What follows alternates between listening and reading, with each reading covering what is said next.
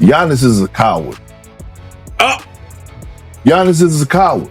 Let's just call it spade to spade. We wouldn't even be having these conversations. We wouldn't be having these back and forths, wondering, hey, you know what? Shams reporting this, and then all of a sudden Chris Haynes reporting this, and then Doc Rivers coming to the podium and he's saying this, that no, Giannis, we have never had this conversation, and then Kyle Kuzma reporting that we didn't have a meeting after this report. All this because Giannis is a coward. Kendrick Perkins shocked everyone on live national TV when he openly called Giannis Antetokounmpo a coward during the Road Trippin' show.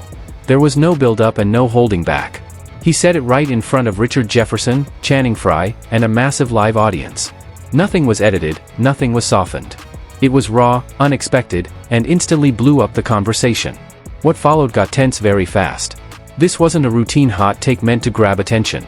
It turned into one of the most intense arguments we've seen this year between two former NBA champions. Richard Jefferson fired back hard, and the discussion suddenly went beyond Giannis or the Bucks. It exposed a long-standing double standard in the NBA, one where players take the blame and damage their reputations, while teams and organizations often escape criticism altogether. Full manner. And I say that respectfully. No, wait, hold on. No, be quiet, you man. finish your statement. And I say that respectfully because he don't want to be there. He don't want to be there, and it's okay. So for like, instead of him just coming out and saying, "Trade me, trade me, trade me," I don't want to hear. It was reported a request from Brian Windhorst that Giannis went to the front. No, publicly come out and say, "Trade me," and stand on it. Not him. I'm saying, once he come out, they ask you the question, say yes. My time is up, because I'm tired of it, bro. Here's where things really fell apart. This all started because Kendrick Perkins was clearly fed up with the non-stop Giannis trade rumors taking over the basketball world every week. One day, you hear one story from Shams. The next day, Chris Haynes reports something completely different. Nobody knows what's true anymore. Then Doc Rivers steps up and shuts it all down, saying none of it is real. After that, Kyle Kuzma adds to the confusion by saying, "I don't even remember a team meeting." At that point, the story looked shaky at best. Perkins had enough. He turned straight to the camera and aimed everything at Giannis. With no pause and no hesitation, he said the words that set everything on fire: Giannis is a coward. He dropped it right in the middle of the show. Then, somehow, he tried to soften it by adding, "I say that respectfully," which left everyone wondering how calling someone a coward could ever be respectful. Richard Jefferson didn't back off for a second. He leaned in and fired back hard. He made it clear that nobody cares what Perkins is tired of, not the fans, not the media, and definitely not Giannis. Jefferson said Giannis doesn't owe anyone an explanation. Not you, not me, not anyone.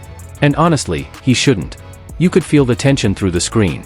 The room went stiff, voices got sharper, and the entire mood shifted.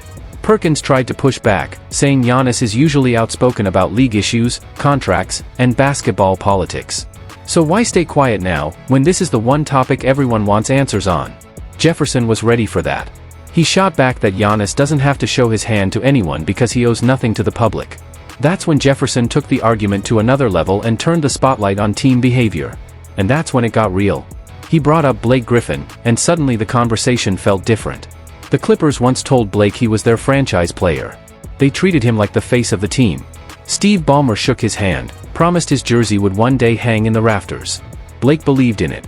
He bought in fully and trusted the vision. Everybody's... Are you, me, her, Channing, to tell Giannis how to handle the exit from the team that he won an MVP and a championship and a finals MVP? Who are we to tell him how to handle this?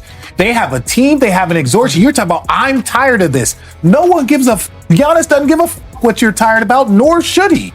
Respectfully. But why should we give a about him every day? Because we're covering basketball. Okay, that's what I'm saying. So we're covering the game. My point is this: if we don't like the way he's handled it, we can respect Giannis and say, you have done enough for this league. You have done enough for Milwaukee Bucks. They need to figure out things internally. So we want him to come out and say it so we can talk about where he wants to go. No. I want you to stop hiding your hand. He doesn't have to hide his hand. He doesn't have to fucking show you, me, or anybody else their hand. He doesn't have to show. What you mean, bro? Like what I mean is, what are you seeing? What are you seeing? What are you seeing? Because Giannis is he doesn't have to show us. He's vocal about everything else.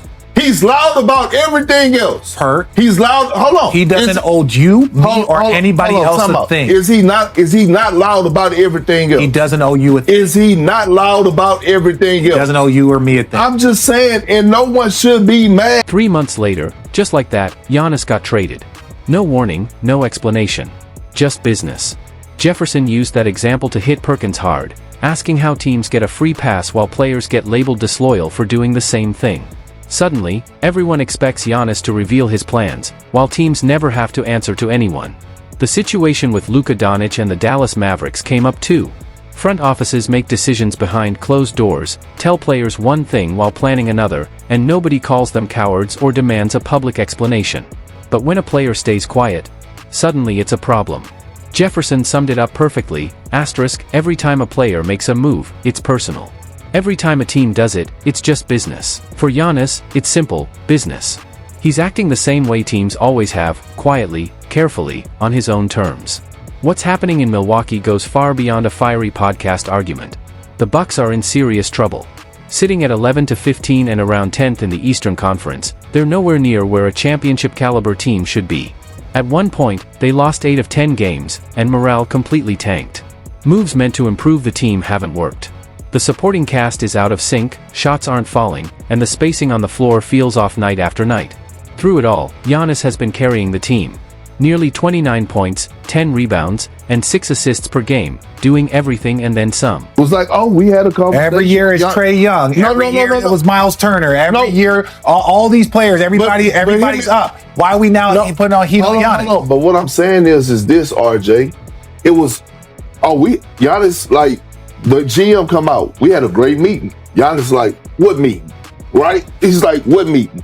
And it's like, yo, so what? And how many fucking teams snake players? Look at Luka crying. I'm not saying so why, that, bro. why Giannis got to show his hand when Dallas didn't show their hand? Oh my God! Exactly. You just only hear one to be Luka and one out. I understand that, but I'm saying Dallas didn't show his hand, so why a player got to show his hand? If a team's not going to show their hand, it's dog shit anyway. What distraction? He's the only good thing about the team. Now add a calf strain to the mix.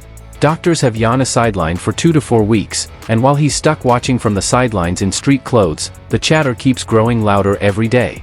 That's when Brian Windhorst dropped a bomb on ESPN Cleveland, saying bluntly, guys, he has to be traded already. According to that report, Giannis told Milwaukee he wanted to join the New York Knicks.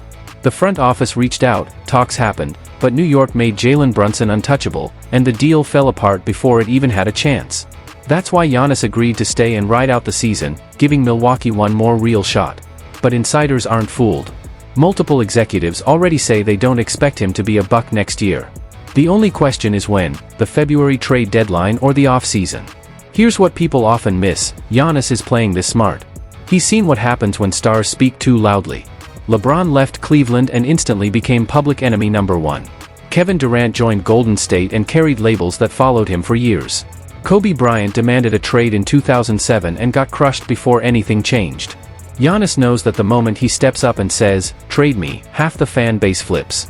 Cheers turn to boos, loyalty disappears overnight, and everything he's built gets questioned in a single press conference.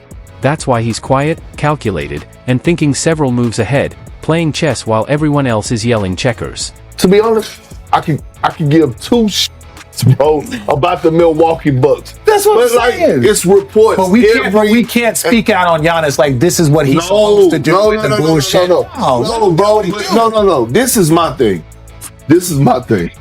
It can't be reports come out. This is what it is. This is how it's going. Giannis won out. And Giannis comes and like, oh, nah. Okay, that's fair. Because how many teams say, we're not trading him? We're not trading. Blake Griffin shakes Steve Ballmer's hand. We're going to put your jersey up there. 3 months later, he's trading. You're not even put Blake Griffin and Giannis in the same conversation. My point is this. But my point is this. A team can do whatever they want with a player. They can trade him in the dark. They can tell him he's going to put his jersey up there. They can say all these things to a player. And now you sitting up here saying he's got to show his hand. Teams don't do it. Time and time and time again. And now we're going to sit here and make Giannis the villain, because every time a player makes a decision, it's personal. Every time a team does it, it's business. For Giannis, this is business. Y'all figure it out. Y'all know what I want. I want out of here. I'm not going to do it publicly because I don't want to deal with it.